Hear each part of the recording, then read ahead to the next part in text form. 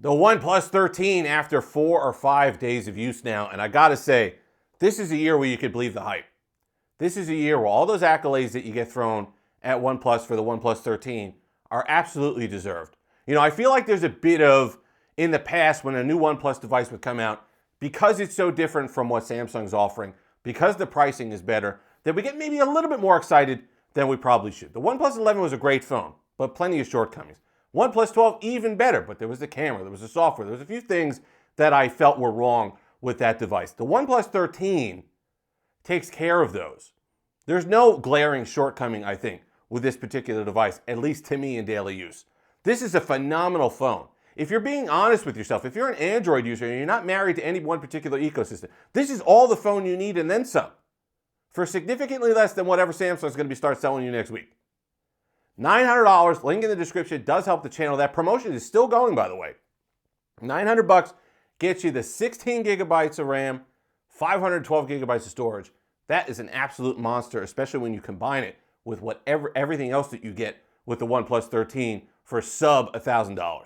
So let's start going over it. Build quality. Love the eco leather on this one. Love the design. Yes, I would have liked a brush surface on the side here. That would have looked a little bit better. This is a smudge magnet, but that's okay. Overall, the eco leather. I love the two-tone design with the kind of silver camera hump and the blue eco leather. You could get the other ones as well. They got the black one, they got the silver one. But I really like the feel of this one. It's just amazing. On feel, OnePlus engineers talked about this, highlighting it, the 50-50 weight distribution. You pick it up, it's not top heavy because of the cameras.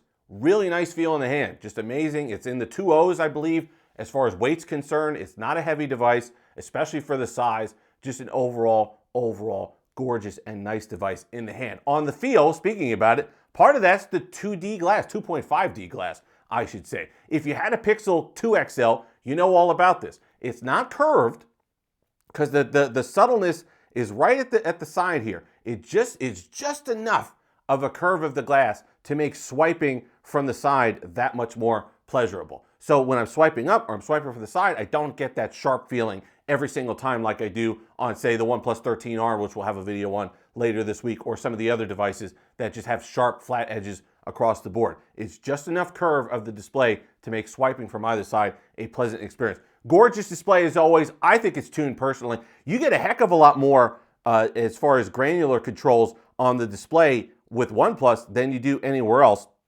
You could go in here. There's display, all the things, adaptive tone, and then you have the screen color mode. Here it is. Sorry, that took a second. Screen color mode. Vivid, Pro, Natural, but then you could go down here and mess with the entire screen temperature. It's really nice. And I like the fact that they've brought back a little bit of the creaminess that we've seen from previous OnePlus panels. This is a saturated panel, but we get a little of that warmth to it as well. Performance, can't complain about performance. Absolutely brilliant. The Snapdragon 8 Elite is everything that you'd expect with that 16 gigs of RAM. Gaming is excellent.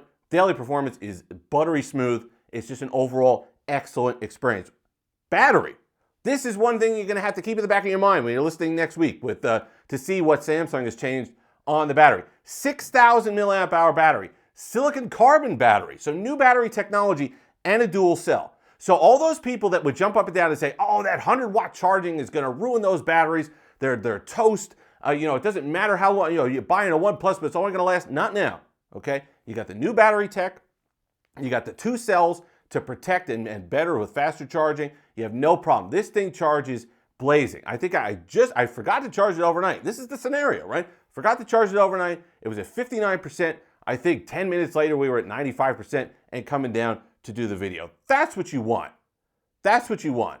You want that kind of charging speeds and technology that makes you believe you're buying a phone that was designed in 2025 or designed this century. So that's something that I really like to see in these OnePlus devices. I love the fact that they addressed it, give you some peace of mind, say, hey, listen, this new battery tech, it's going to last. We've put in the safety measures to help the battery health and life overall, and the battery life is phenomenal. You can't kill it. Same thing with the 13R. You can't kill it. You could go all day, and then if you're a heavy gamer, maybe you're going to have to top off at night. I don't know, but you could get well over 8-9 hours of screen on time without issue in this. It's been an absolute monster. IP rating this year, can't complain about the IP rating because it's IP69 now. So you got the water pressure. I think that's the difference. You get some water pressure resistance or repellent in there, as opposed to just the regular water submerging and stuff like that. It could actually withstand some pressure. Now, you get the wireless charging, which is faster than anywhere else. And then there's the software. Now, I've complained in how many articles about software being a little bit too much like iOS. And that is the case. Listen, that's going to be the case with One UI 7. It's the case here with OxygenOS 15. You've seen it. I don't know why manufacturers, especially Android manufacturers, feel the need to lift some design elements from iOS. That's confusing to me, especially the frustrating ones. But the good thing about OxygenOS 15 is that you could revert a lot of those. So the slide down, if you notice, I'm sliding down from any side of the screen I want. And I don't have the split notifications because you could go in and change that. You actually get, I think they, right on initial setup, they ask you, is like, do you want the split notifications where left swipe brings down notifications and the right swipe brings down all your toggles and that's basically it. So it'll bring all the toggles down without any notifications there. I turn that off. It's just a muscle memory thing as well. OnePlus wants to really push that shelf. It's like a curated information experience with your weather and everything else. That's fine. But I don't want that as a swipe down. I want to be able to swipe down from anywhere on the home screen and get my quick toggles and everything else and notifications. So I can switch back to that. I can make it where a swipe down from the home screen gives me that notification, quick toggles, global search, or the shelf.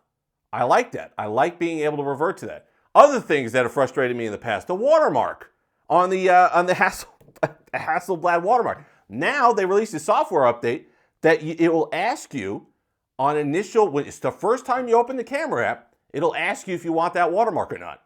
So no more of the situation where you're taking photos, you get the great shots, and you go back and look, and it's got those borders and the watermark on it, which was something that absolutely annoyed me. But OxygenOS 15 has been silky smooth.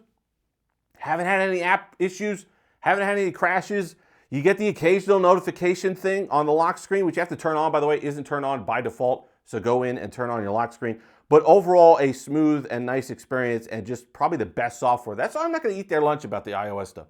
This is the best software that OnePlus has put out in years on a phone, probably since OxygenOS 11. And it's really smooth. The animations are great. And it's just an overall fantastic experience. Let's talk about those cameras a lot better. I'm going to go over the sample shots in the full review that we do and all the comparisons that we're going to do. There's going to be plenty on this phone for sure coming up. But more saturated. My problem, see, there's a lot of people that are saying that they prefer the photography on the OnePlus 12 over the photography and the shots that they're getting out of the OnePlus 13. I don't know what planet they're on. The OnePlus 12 shots were soft. They were moody. They added some kind of like a darkness and a tone that really wasn't in the image. Not the case here. Does the Hasselblad color science now kind of get a little saturated, a little punchy? Yes, but I like that. I like that the photos are bright and vibrant and punchy, and I'm getting good color, and I'm getting a really sharp image, even in nighttime photography. The cameras are vastly improved on the OnePlus 13, I think. So all those people that you see complaining and saying, oh, I'm going back to the OnePlus 12 because of the photography, I don't know what they're looking for, but this is the photo or the camera setup that most of us are going to want. Like I said, $900, look at the description. Man, absolutely worth it, and then some. OnePlus absolutely hit a home run with this. This is a phone that I was talking to a friend the other day, said, oh, I'm using this even beyond the review period. Like I didn't take my SIM out of this where I would have in previous years with OnePlus devices. That's the case. That's the kind of phone this is. So I understand they don't have the carrier support. I understand you're not going to be able to go to your $20 a month unless you're going through one of those other services. You could finance it through OnePlus, I believe even. But whatever you got to do, if you're independent of an ecosystem, if you're not married to Samsung, if you're frustrated, if you're just an enthusiast who's frustrated with what Samsung offers you year after year after year, the OnePlus 13 is here to save you in 2025. If you've made it this far, like, comment, subscribe, all that fun stuff. Until next time, have that Steve-licious day.